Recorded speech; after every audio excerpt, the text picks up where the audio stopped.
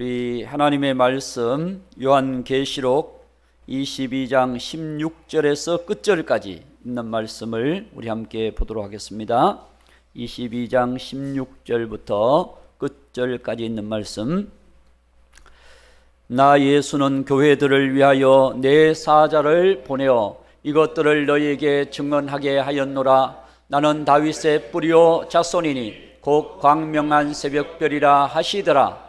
성령과 신부가 말씀하시기를 오라 하시는도다. 듣는 자도 오라 할 것이요 목마른 자도 올 것이요 또 원하는 자는 값없이 생수를 받으라 하시더라. 내가 이 두루마리의 예언의 말씀을 듣는 모든 사람에게 증언하노니 만일 누구든지 이것들 외에 더하면 하나님이 이 두루마리에 기록된 재앙들을 그에게 더하실 것이요 만일 누구든지 두루마리의 예언의 말씀에서 제하여 버리면 하나님이 이 두루마리에 기록된 생명나무와 및 거룩한 성의 참념을 제하여 버리시리라. 이것들을 증언하시니가 이르시되 내가 진실로 속히 오리니 하시거늘 아멘. 주 예수여 오시옵소서. 주 예수의 은혜가 모든 자들에게 있을지어다. 아멘. 할렐루야. 주님의 이름으로 사랑하고 축복합니다. 오늘 이 시간 우리가 계시록의 말씀 끝부분을 정리하면서 우리가 다루어야 될 귀한 말씀은 우리가 계시록의 주제, 이 말씀을 30분 하고 인사를 우리 유튜브에 들어오신 분들과 인사를 나누도록 하겠습니다. 함께 해주셔서 너무 감사합니다. 계시록에는 여러 가지 사건들이 나오고 그 사건들에 대한 주제를 달 수가 있지만 가장 핵심된 주제가 강조하고 있는 말씀이 다시 오실 예수 그리스도, 다시 오실 예수 그리스도에 대한 주제입니다.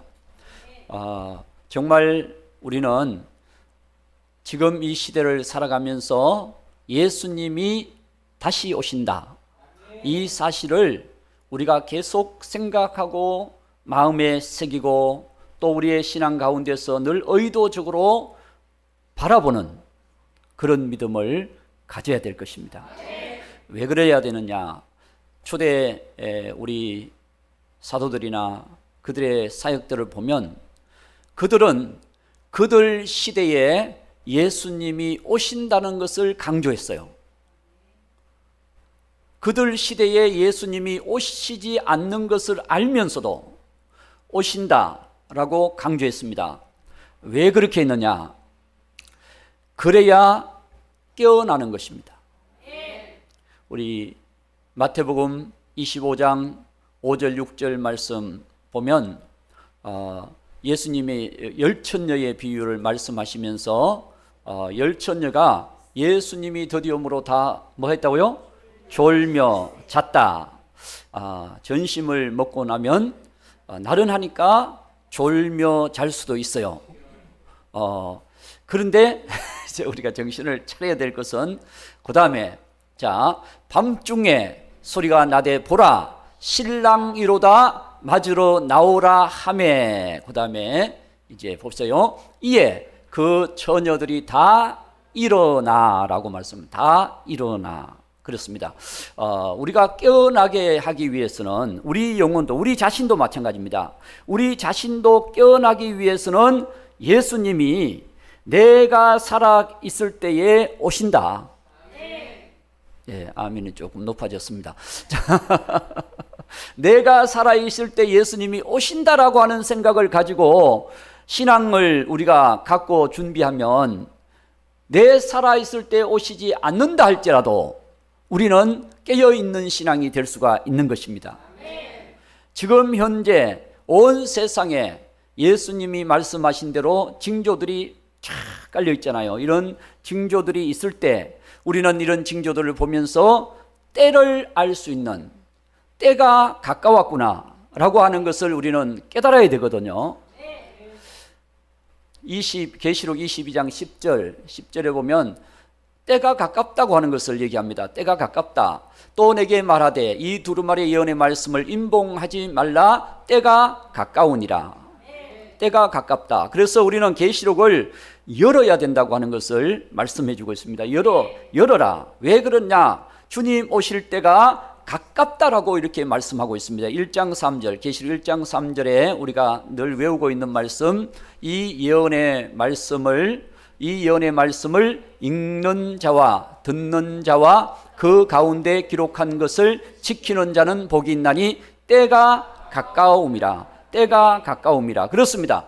예언의 말씀을 왜 우리가 가까이 해야 되느냐? 사랑해야 되고 새겨야 되고 바라보고 계속 우리가 읽고 듣고 지켜야 되느냐? 이 말씀을 우리가 보면서 주님 오실 날이 정말 우리는 가까운 때에 살고 있다. 가까운 때에, 바울 때보다, 베드로 때보다, 요한 때보다, 요한이 이 말씀을 받았지만 요한 때보다 지금이, 요한은 그 시대 예수님이 오실 것이라고, 아멘 주 예수여 오시옵소서 라고 이런 믿음을 갖고 사모했잖아요. 그렇다면 오늘 우리는 이 시대에 더 재림의 예수님을 사모할 수 있는 믿음을 가져야 될 것입니다. 실제 미국에서 있었던 하나의 사건입니다. 미국의 패턴이라고 하는 목사님이 이 목회를 하는 교회, 그 목사님이 한 20년을 목회를 하고 있을 때였습니다. 그때의 환상 속에서 이 패턴 목사님에게 예수님이 나타나신 거예요.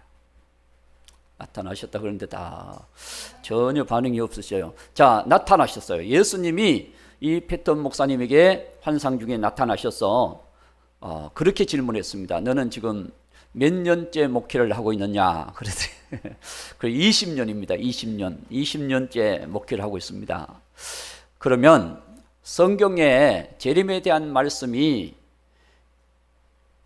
1156번 이렇게 말씀해 주고 있는데 너는 재림에 대해서 설교를 얼마나 했느냐라고 물어보더라는 거예요. 재림에 대해서 설교를 얼마나 했느냐. 그리고 아무리 생각해봐도 이게 손이 안 꼽혀. 한 번도 안 한 것 같아. 한 번도 한 적이 없는 것 같습니다. 그러니까 예수님이 그 말씀을 들으시고는 슬퍼하시면서 그냥 지나가셨어요. 그래서 이 패턴 목사님이 이제 내가 예수님께서 나에게 깨우쳐 주셨구나. 내가 재림의 설교를 해야 되겠다라고 그때부터 재림 설교를 했는데 성도들이 관심이 없어. 여기까지 안 했던 설교를 재림과 우리와 무슨 상관이 있나 이렇게 생각하고 별 관심을 갖지 않는 거예요. 그래서 목사님이 작전을 짰어. 무슨 작전을 짰느냐?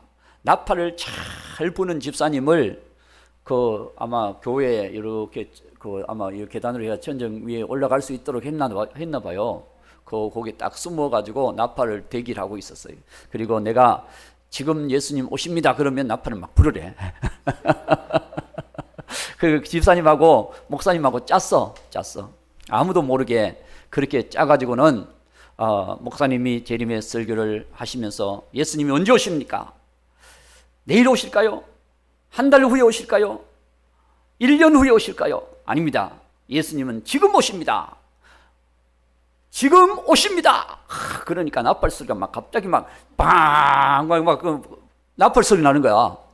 그러니까 성도들이 갑자기 예수님 오시는 줄 알고 막 의자 밑에 막 숨어. 오시면 주여 오시옵소서 해야 되는데 의자 밑에 막 숨어. 그래가지고는 집사님 내려오게 해가지고 지금 여러분들의 실전은 아니지만 한번 우리가 느껴보기 위해서 한번 해봤다고 그러면서 우리 집사님이 나팔을 부신 건데 여러분들 왜 숨었습니까?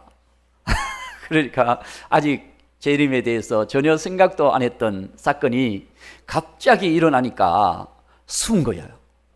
그래서 그때부터 성도들이 기도하기 시작하고 그때부터 재림에 대한 생각과 마음을 갖고 준비하기 시작한 거예요. 하나님의 역사가 그 교회에 새로운 불길을 붙여주신 것을 믿으시기 바랍니다. 하나님이 그렇게 하신 거예요. 재림의 예수님. 오늘 우리의 심령에 재림에 대한 예수님에 대한 소망이 떠올라야 되거든요. 할렐루야. 베드로후서 1장 19절, 20절, 21절. 베드로후서 1장 19절, 20절, 21절 봅니다. 또 우리에게는 더 확실한 예언이 있어 어두운 데를 비추는 등불과 같으니 날이 새어 샛별이 너희 마음에 떠오르기까지 너희가 이것을 주의하는 것이 옳으니라. 먼저 알 것은 성경의 모든 예언은 사사로이 풀 것이 아니니 예언은 언제든지 사람의 뜻으로 낸 것이 아니요 오직 성령의 감동하심을 받은 사람들이 하나님께 받아 말한 것임이니라. 그렇습니다. 모든 예언, 성경은 예언 이루어진 예언도 있고 이루어질 예언도 있고 앞으로 이루어져야 될 예언들이 쫙 이루어지고 있는 예언도 있고 이루어져야 될 예언들이 있어요. 창세기부터 계시록까지 쭉 보면 역사 속에도 아브라함 때에 주신 말씀 속에서 아브라함 때에 이루어질 것이 있고 아브라함의 후대에 가서 이루어질 것이 있어요. 그렇죠. 다니엘에게 고레스 왕에 대한 이사야의 예언의 그 말씀이 거의 150년, 200년 후에 일어날 일들을 이사야에게 미리 말씀해 주신 거예요. 말씀해 줬는데 진짜 고레스가 역사 속에 출현해서 바벨론을 무너뜨리고 메데바사 고레스 왕이 등극을 할 때 하나님의 말씀 속에 고레스라고 하는 이름을 집어넣어서 자기의 예언이 들어있다고 하는 것을 알고는 하나님께 막 영광을 돌리게 됩니다. 어떻게 이런 일이 있을 수가 있냐. 역사 속에 고레스가 그때는 태어나지도 않았는데 앞으로 고레스가 이 역사 속에 와서 이런 일을 이룰 것이다. 이스라엘을 자유케 해주는 그런 은혜가 있게 될 것이라는 것이죠. 이런 예언을 성경에서 말씀해 주고 있는 거예요. 그런 놀라운 사건들, 하나님께서 말씀하신 사건들, 오늘 또 우리에게는 이루어진 예언들이 얼마나 많습니까? 예수님의 초림에 대한 사건은 다 이루어졌잖아요. 그리고 예수님의 재림에 대한 사건은 앞으로 이루어져야 될 사건입니다. 모든 성경의 예언은 성령의 감동하심을 받은 사람들이 하나님께로부터 받아서 기록했다. 하나님께서 받아서 기록했기 때문에 우리가 이 예언의 말씀들을 사소하게 생각하고 그냥 임의적으로 풀어가려고 생각해서는 안 될 것입니다. 왜냐하면 그 말씀을 우리는 역사와 문자와 그 시대와 그 사건과 그 모든 하나님의 일들이 이루어져 가는 그 모든 과정들을 우리가 연결시켜서 바르게 볼 수 있는 지혜, 눈을 갖고 있어야 될 것입니다. 그렇게 할 때 우리는 하나님의 역사가 어떻게 이루어지는지 우리가 보게 되는 거죠. 만약에 그것을 다르게 해석해 버리면 하나님 역사가 이루어질 때 그 사건인지 아닌지도 모르고 지나갑니다. 그렇게 되는 거거든요. 그래서 하나님의 말씀대로 봐야 역사 속에서 하나님께서 이루어 가시는 것을 확인할 수가 있는 거예요. 말씀을 영적으로 해석해버리고 상징적으로 해석해버리면 그것이 문자적으로 이루어질 때는 그 사건인지 아닌지 몰라버리는 거예요. 그래서 우리는 이 마지막 때 일어날 사건들을 우리가 보면서 하나님께서 분명히 말씀하신 대로 이루실 것입니다. 그렇잖아. 더 확실한 19절에 더 확실한 예언, 더 확실한 예언. 그렇죠. 우리에게는 더 확실한 예언, 더 확실한 예언이 뭐예요? 예수님에 대한 예언이고 성경입니다. 성경을 우리에게 주셨잖아요. 옛날에는 성경책이 없었어요.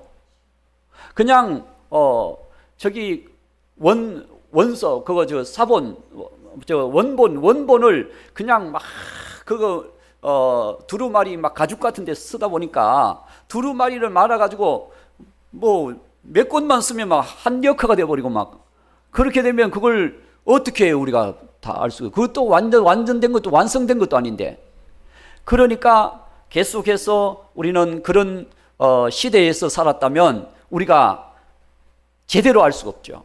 그런 시대에서는 말씀을 우리가 다 펼쳐봐야 되는데 이사야서만 기록해놔도 이사야서를 그냥 몇 역할을 나눠놓으면 그거 어떻게 보냐고. 오늘 우리에게는 66권이 하나에 딱 들어와 있잖아요. 안 들어있는 분도 있나?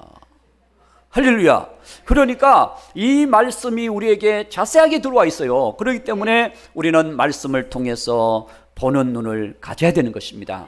그 말씀을 통해서 우리가 볼 때 이해가 되는 거지요. 그래서 더 확실한 예언의 말씀은 하나님께서 기록해 주신 말씀, 그 말씀을 우리가 최대한 상징으로 가기 전에, 영적으로 가기 전에 먼저 문자적으로 우리가 그 말씀을 비추어 볼 수 있는, 연결해 볼 수 있는 지각이 우리에게 있지 않습니까?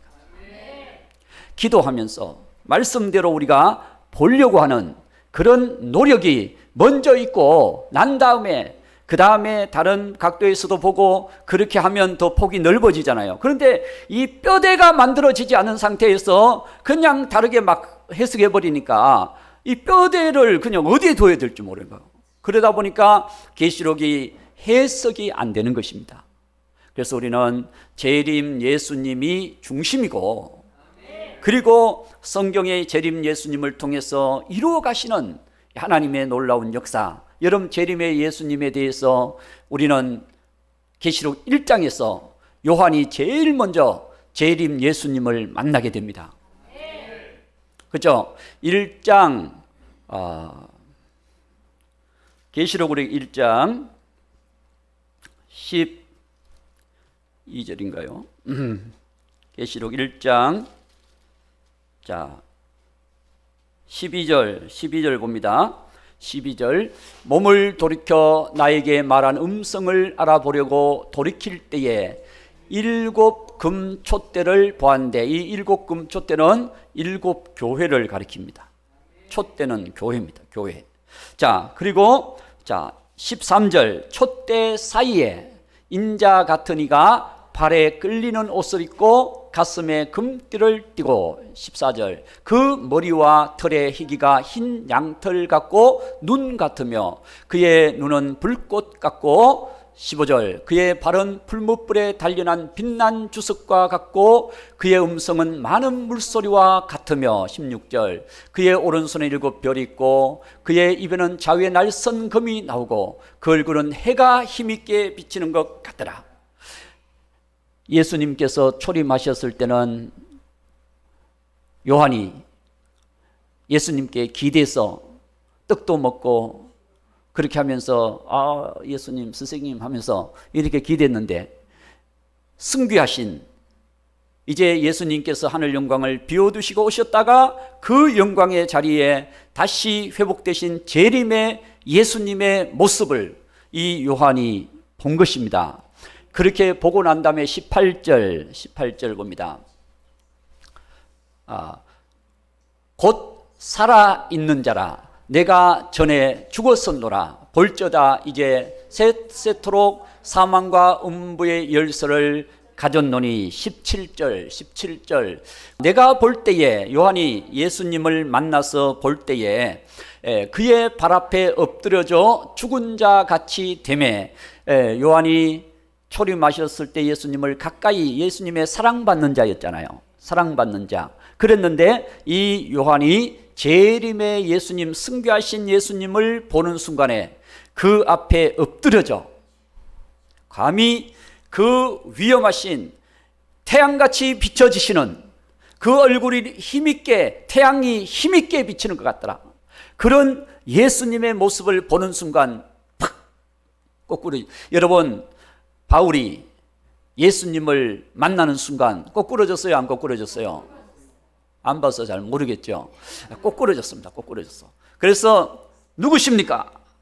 그러니까 내가 핍박하는 예수니라. 라고 예수님이 탁 바울을 만나 주셔서 바울의 인생을 하나님께서 변화시켜서 사용하시는 걸 믿으시기 바랍니다. 이렇게 하셨듯이 요한에게 예수님이 나타나셔서 그 이제는 승귀하신 예수님의 모습을 태양빛이 비치는 것 같은, 의의 태양빛이 비치는 것 같은 그 모습, 또 왕으로 세워지신 예수님의 온 그 경외스러운 모습, 영광스러운 모습 앞에, 위험이 넘치는 예수님 앞에 이 요한이 보는 순간 엎드려.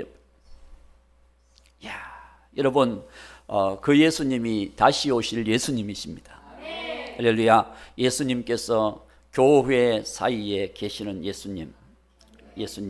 그래서 늘 주의 별들을, 주의 종들을 붙들고 사용하시는 예수님. 그래서 연약하지만 하나님께서 그래도 붙들고 사용해 주시니까 앞에서 이렇게 말씀을 열심히 전하는 거잖아요. 아멘 안 해도 뭐 전하니까. 할렐루야. 우리는 하나님의 말씀을 우리가 붙들고 하나님 말씀을 외치는 하나님의 사람, 이 예언의 말씀을 읽고 듣고 지키는 자가 복이 있다. 그래서 그 말씀을 들을 때에, 그 말씀 들을 때 이제는 그 예수님을 우리가 재림하시는 예수님을 바라보고 살아야 되는 것입니다. 왜냐? 아까 우리 해석을 안 했지만 베드로 후서 1장 19절 다시 넘어갑니다. 1장 19절에 가면은 너희 마음에 샛별이 떠오르기까지, 너희 마음에 샛별이 떠오르기까지, 이 샛별이 새벽별, 바로 어둠을 밝히시고 오시는 예수님을 말씀하는 거예요. 자, 봅시다. 계시록 22장 16절 말씀에 보면 예수님께서 교회들에게 이 말씀을 주셨다고 말씀하시면서 너희에게 증언하게 하였노라고 말씀하면서 나는 다윗의 뿌리요 자손이니 광명한 새벽별이라. 이제 어둠을 밝히고 이 땅에 다시 오실 새벽별 되신 예수님. 그렇기 때문에 광명한 새벽별 예수님을 우리는 바라보고 살아야 되는 것입니다. 그 예수님이 내 마음속에 늘 떠올라야 된다는 거예요. 여러분 마음속에 다른 것으로 가득 채워져 있지 말고, 걱정, 근심, 염려, 불안, 그냥 여러 가지 복잡한 문제로 내 심령에 채워져 있지 말고, 이제는 다시 오실 예수님, 내게 응답하실 예수님, 나를 도우실 예수님, 나의 삶 속에 복을 주실 그 예수님을 내 심령에 여러분 채워가시기 바랍니다. 그래야 내 심령이 밝아지기 시작합니다. 내 심령이 소망이 생겨요. 그렇지 않고 다른 것으로 무거운 짐을 가득 쌓아놓으면 항상 답답하지요. 답답할 수밖에 없습니다. 여러분, 주님이 내 안에 떠올라야 됩니다. 할렐루야. 그렇게 되면 생각이 떠오르게 되고 눈이 가게 되는 것입니다. 그렇게 해서 주님이 떠올라서 이제는 아멘 주 예수여 오시옵소서 라고 우리가 바라보고 살아갈 수가 있는 거예요. 그렇지 않고 내 심령에 다른 것으로 가득 차 있으면 늘 생각이 복잡해. 그렇죠? 생각이 어두워져. 생각이 무거워져. 그러므로 늘 삶이 그냥 늘 통증, 고통만 있게 됩니다. 오늘 저와 여러분 이제는 주님으로 채웁시다. 의도적으로 여러분들이 아멘 주 예수여 오시옵소서 하고, 주님 오늘 오시옵소서, 이 시간에 오시옵소서. 어떤 분은 아이고 목사님 이 시간 오면 안 됩니다. 그런 분도 분명히 있을 수가 있긴 있습니다. 그렇지만 주님 뜻대로 하실 것입니다. 우리가 오소서 한다고 주님이 그날 오시는 게 아닙니다. 그렇지만 주님께서 계획하신 대로 이루실 것입니다. 이루실 것이기 때문에 오늘 요한이 만난 예수님은 어떤 예수님? 살아 계신 예수님. 그랬잖아요. 1장 19절, 계시록 1장 19절에서 18절 말씀에서 산자라 예수님이 나는 살아있는 자라. 그렇죠? 곧 살아있는 자라라고 주님은 말씀합니다. 이 말씀 한마디가요, 많은 심령에 믿는 자들에게 큰 위로와 소망과 힘이 되는 것입니다. 그 당시 예수님을 믿는 많은 성도들이 핍박을 받고 고난을 받고 예수님 때문에 카타콤에 가고 예수님 때문에 대림구유 갑바도기야 이런 토굴 속에서 도망가서 살아야 되고, 왜 그러냐? 그들은 믿음 지키려고 그들은 그 자기들의 삶의 환경을 떠날 수밖에 없어. 왜? 잡혀서 가서 사자밥이 되고, 잡혀서 가서 화형을 당하고, 잡혀서 가서 목배임을 당하고, 예수 믿는다는 것 때문에. 그런 상황에 있기 때문에 그 당시에 주님이 살아계시고 나와 함께 하신다고 하는 것은 놀라운 힘이 되는 것입니다. 오늘 저와 여러분, 우리의 삶에 주님은 살아계십니다.